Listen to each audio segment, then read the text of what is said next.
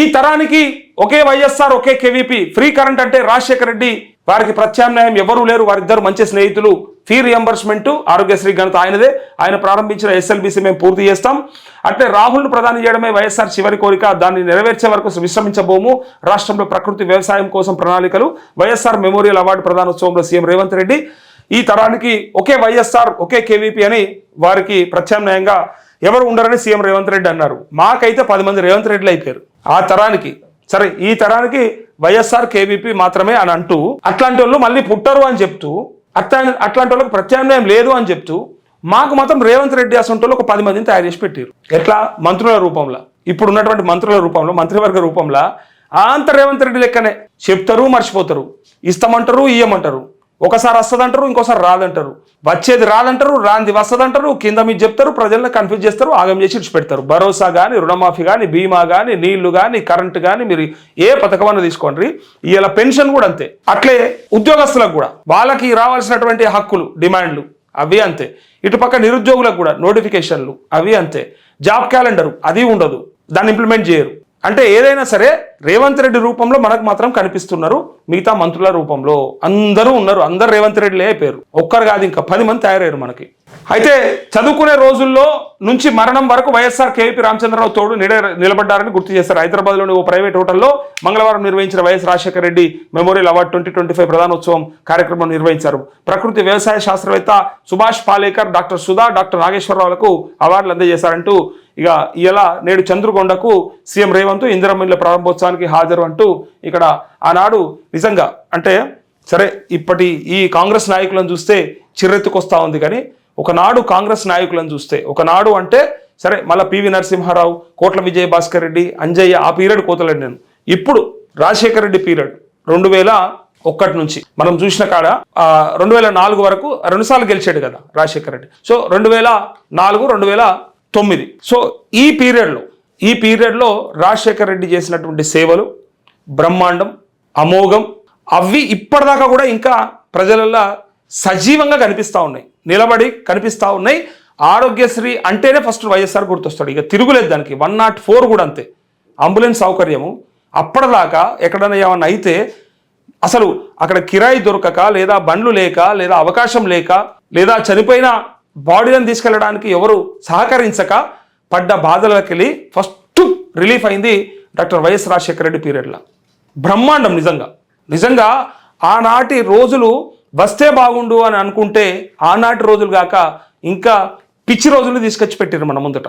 ఆనాడు వ్యవసాయానికి ఇచ్చిన ప్రియారిటీ, కరెంటు కానీ లేకపోతే నీళ్లు కానీ, అప్పుడు కూడా మొదలుపెట్టిన ఆ జలయజ్ఞం కానీ, సరే దాన్ని ధనయజ్ఞం అన్నాడు. కానీ అప్పటి విమర్శలే కాకుండా బట్ అప్పుడు జరిగినటువంటి మంచిని బ్రహ్మాండంగా ప్రజలకి తీసుకెళ్ళి వీళ్ళు ఇంకా దాన్ని పెంపొందిస్తారు అని ఆశపడ్డము. ఇంకా దానికి 1కి 2 ఇంతలు అవుతుంది అని ఎక్స్పెక్ట్ చేసినాము. ప్రజలందరూ అదే అనుకున్నారు. వీళ్ళు ఇస్తా ఉన్నారు, హామీలు వస్తూ ఉన్నాయి. మరి ఇంతగానో చెప్తున్నారంటే చేస్తారేమో, వస్తాయేమో, ఏమైనా ఇస్తారేమో. నిజంగానే బీఆర్ఎస్ ద్వారా వచ్చినాయన్నీ కంటిన్యూ అవుతూ ఎక్స్ట్రాగా వస్తాయేమో అని ఆశపడ్డము. ఇది పబ్లిక్ మాట.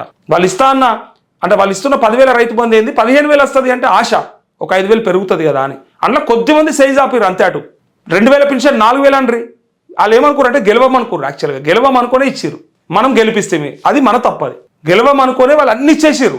ఇది చేస్తాం, అది చేస్తాం, ఇది చేస్తాం, తులం బంగారం, స్కూటీ అని చెప్పి ఇట్లా చెప్పగానే ఏమైపోయిందంటే మనకు నిజంగానే ఇస్తారేమో, మరి వీళ్ళతో అవుతుందేమో. గతంలో కాంగ్రెస్ ప్రభుత్వం వైఎస్ రాజశేఖర రెడ్డి చేశాడు కదా, గట్లనే వీళ్ళు చేస్తారేమో అని మనం ఆ అపోహల ఓట్లు గుద్దినందుకు మన అందరినీ అంగబెట్టి ఈపుల మీద గుద్దుతుర్రు. పోలీసు వాళ్ళు కూడా రైతులను కొడతారు యూరియా కాడ.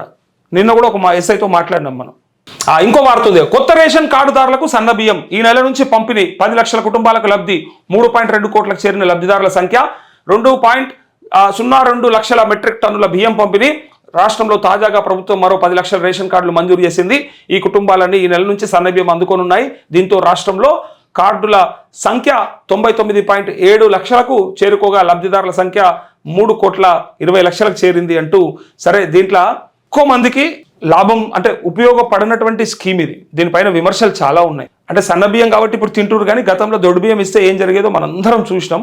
ఎవరి కాళ్ళు మోసం చేసుకుంటే ఒకవేళ అది అబద్ధం, కొద్ది మందికి ఉపయోగపడుతుంది. ఇక సంక్షేమ పథకాల ఉద్దేశం కూడా అదే. మనం గతంలో కూడా చాలాసార్లు అనుకున్నాం, అసలైన వాళ్ళకి అందితే చాలు, ఎక్స్ట్రా వాళ్ళు ఎంతైనా తీసుకోండి, ఏం చేస్తాం మరి. వానికి ఆపబోతే అసలు ఆగిపోతుంది కదా. ఎవరికి ఇద్దంటే మళ్ళీ ఎండిపోతారు కదా. ఇప్పుడు సేమ్ రైతు భరోసా లెక్క అవుతుంది. ఇప్పుడు 100 ఎకరాలను కొద్దు, 50 అనుకొద్దు, 500 ఎకరాలను కొద్దు అని ఆపి దొరకబట్టి 5 ఎకరాలు 4 ఎకరాలను కూడా రాకుండా చేసినాం. అది మన దౌర్భాగ్యం, అది మన కర్మ. అది సేమ్ ఇక్కడ కూడా ఇవాళ దీని మీద విమర్శలు వస్తే ఏం చేస్తారంటే చివరికి బియ్యం అంతా అమ్ముకుంటారట, ఎవరు తింటలేడట, తీసుకుపోయి ఇక్కడ 2 రూపాయలకు తీసుకుపోయి 10 రూపాయలకు అమ్ముకుంటారు, లేదా 20 రూపాయలకు అమ్ముకుంటారు అని చెప్పి వస్తే రేపు పొద్దున దాన్ని కూడా కుదించే అవకాశం, తగ్గించే అవకాశం, లేదా తీసేసే అవకాశం.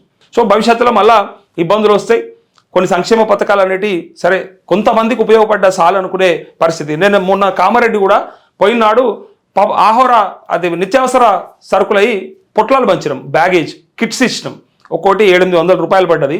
అలా బియ్యం, పప్పులు, నూనె, పసుపు, ఉప్పు, కారం అన్నీ కలిపి ఆ ప్యాకింగ్ చేసి ఆడ వరద బాధితులకు ఇవ్వడానికి ప్రయత్నం చేస్తే చాలా మంది ఇల్లులు ఇంత ఉంటుంది ర్యాంపు, ఆ ర్యాంపు దాకా కూడా నీళ్లు ముట్టలేవు, కానీ వాళ్ళు కూడా వచ్చి పొట్లం తీసుకుంటారు. వాళ్ళు కూడా అడుగుతారు మాకు ఇయ్యరా అని. మనం కూడా సరే వీళ్ళకి ఇచ్చినాం కానీ మళ్ళీ వీళ్ళు ఇవ్వకపోతే వీళ్ళు ఏమనుకుంటారో వాళ్ళు చూస్తారు కదా అని కూడా ఇచ్చే పరిస్థితి. నిజంగా అవసరమైన వాళ్ళకి ఇయ్యతే పర్లేదు.